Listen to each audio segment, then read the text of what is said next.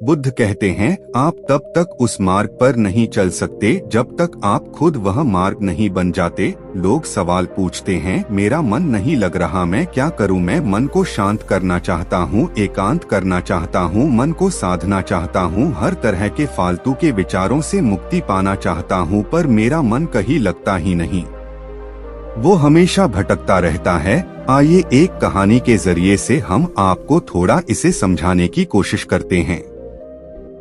एक गुरु अपने शिष्यों को ध्यान साधना सिखा रहे, तभी एक शिष्य बोला, हे गुरुवर, मैं कुछ समझ नहीं पा रहा, क्या मैं आपसे कुछ पूछ सकता हूँ? गुरुजी ने कहा, बिल्कुल पूछ सकते हो। शिष्य ने कहा, जैसे मैं पानी पीता हूँ तो मेरी प्यास बुझ जाती है, या कोई भी पानी पीता है तो उसकी प्यास बुझ जाती है, तो यह ध्यान के संबंध में ऐसा क्यों नहीं होता? जब हम आपके कहे अनुसार एक जैसा ध्यान करते हैं तो हम में से कोई पहले तो कोई बात में तो कोई कभी भी ध्यान की स्थिति को प्राप्त कर ही नहीं पाता। ऐसा क्यों होता है? जैसे पानी से सबकी प्यास बुझ जाती है, वैसे ही ध्यान से सबके ज्ञान चक्षु खुल जाने चाहिए, पर ऐसा नहीं होता है। गुरुजी ने कहा, कल किसी ने भोजन पर हमें आमंत्रित किया है, कल तुम मेरे साथ चलना, मैं तुम्हारे प्रश्नों के उत्तर वही दूंगा। अगले दिन दोनों गुरु शिष्य भोजन के लिए एक धनी व्यक्ति के घर पहुँचे। धनी व्यक्ति की पत्नी ने उन्हें भोजन पर बुलाया था। दोनों भोजन करने बैठ जाते हैं। उन्हीं के साथ उस स्त्री का पति भी भोजन करने बैठा हुआ था। उसने अपने सभी नौकरों पर चिल्लाकर कहा, ये क्या बेकार सा भोजन बना रखा है, इसमें कोई स्वाद नहीं है। वह भोजन की थाली फेंककर नौकरों से कहता है कि जाओ दोबारा ढंग का भोजन बनाकर लाओ। धनी व्यक्ति की पत्नी उन दोनों गुरु शिष्य से क्षमा मांगकर उन्हें भोजन परोसने लगे। दोनों ने भोजन किया। गुरु ने अपनी थाली में 2 रोटी छोड़ दी। गुरु ने उस स्त्री से कहा कि बेटी, क्या तुम मुझे यह 2 रोटी बांध कर दे सकती हो? स्त्री ने उन रोटियों को बांध कर दे दिया। उसके बाद दोनों वहां से निकल गए। रास्ते में गुरुजी ने शिष्य से पूछा कि तुम्हें भोजन कैसा लगा? शिष्य ने कहा, भोजन तो अति स्वादिष्ट था, मुझे पसंद आया, मुझे भोजन करके बहुत अच्छा लगा। गुरु ने कहा, इससे अधिक तुम्हें और कुछ नहीं लगा? शिष्य ने कहा, इससे अच्छा और क्या लग सकता है गुरुदेव, मेरी भूख मिट गई, मेरा पेट भर गया। गुरुजी ने कहा, भोजन तो अच्छा था, फिर वो उस स्त्री के पति को भोजन पसंद क्यों नहीं आया? भोजन तो अच्छा बना था ना, भोजन एक ही था, तब उसे पसंद क्यों नहीं आया? शिष्य ने कहा, आप ठीक कहते हैं गुरुदेव, मैं तो कुछ समझ ही नहीं पा रहा हूँ, आप ही कुछ बताएं। गुरुजी ने कहा, अभी तो मेरे साथ आगे चलते रहो। गुरु शिष्य चलते चलते बहुत दूर निकल आए। शिष्य ने गुरुजी से कहा, गुरुदेव, हम हमारे आश्रम के मार्ग पर तो नहीं है, फिर हम कहाँ जा रहे हैं? गुरु ने कहा, बस चलते रहो। बहुत दूर चलने के बाद एक फटेहाल व्यक्ति गुरुजी के सामने आ गया और उनके चरणों में गिर गया और बोला, हे परमात्मा, मेरी मदद करो, मैं 3 दिन से भूखा हूँ, मैंने कुछ भी नहीं खाया है, आप कृपया कर मुझे कुछ खाने को दें। गुरुजी ने उस व्यक्ति को एक पेड़ के नीचे बिठाया और उन 2 रोटियों को निकाल कर दिया जो उस महिला ने उन्हें बांध के दी थी। रोटियों को देखते ही उस गरीब व्यक्ति की आंखों में चमक आ गया। उसने तुरंत उन 2 रोटियों को लेकर खा लिया। खाते समय उस व्यक्ति की आंखों से आंसू निकल रहे थे। वो रो रहा था और खाता जा रहा था और हाथ से इशारे कर रहा था, जैसे वो किसी अदृश्य शक्ति को कह रहा हो, तेरा धन्यवाद इस रोटी के लिए। खाने के बाद उसने गुरुजी को प्रणाम किया और धन्यवाद कहा। गुरुजी ने उस व्यक्ति से पूछा कि भोजन का स्वाद कैसा था? उसने कहा, स्वाद तो था ही नहीं, केवल जीवन था, परमात्मा और ईश्वर था। ये रोटियां नहीं थी, यह तो साक्षात जीवन था।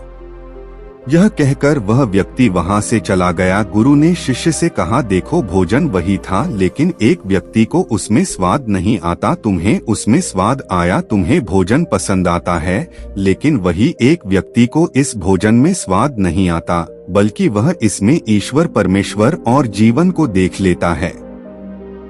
इसी से पता चलता है कि व्यक्ति और भोजन की तृप्ति में भी अंतर है। पहले व्यक्ति की इसमें कोई तृप्ति नहीं होती, तुम्हें थोड़ी तृप्ति होती है, और इस व्यक्ति को अनंत तृप्ति होती है। ऐसा ही ध्यान के संबंध में होता है। जिसको जितनी ज्यादा प्यास होती है वो उतनी ही जल्दी मार्ग बना लेता है। उस शिष्य की जिज्ञासा का समाधान हो गया था, उसके प्रश्नों का उत्तर उसे मिल गया था, लेकिन प्रश्न का उत्तर अभी हमारे नहीं मिला। प्रश्न था, मन क्यों नहीं लगता? दोस्तों, जो लग जाए वह मन नहीं है, मन का स्वभाव ही है भावना। जब हमारे पास कोई चीज अत्यधिक होती है तब मन उससे भागने लगता है, जैसे उस धनी व्यक्ति का मन जिस भोजन से भाग रहा था जो उसके लिए आम बात थी। लेकिन जब कोई चीज हमारे पास सीमित मात्रा में होती है और हमें मिल भी जाती है तब हमारा मन उससे जुड़ा भी रहता है और हम उस चीज की थोड़ी बहुत अहमियत भी रखते हैं।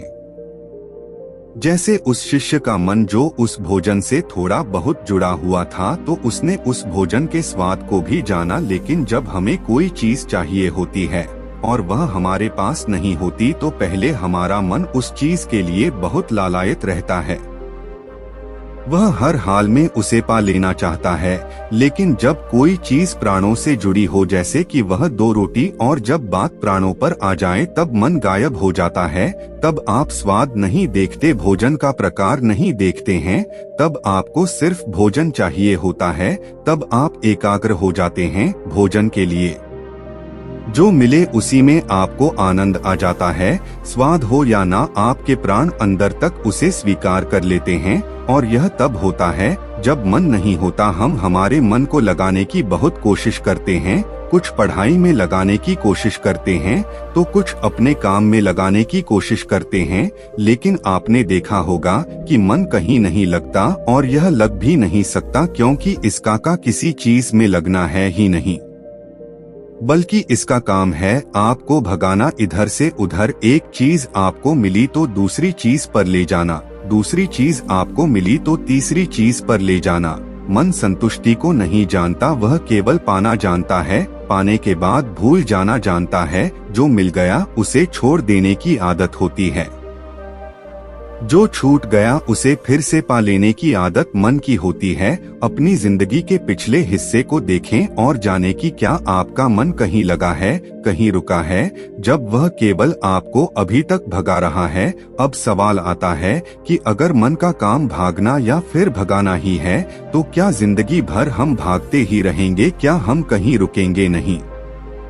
ध्यान से देखो तो जिंदगी ऐसी ही है।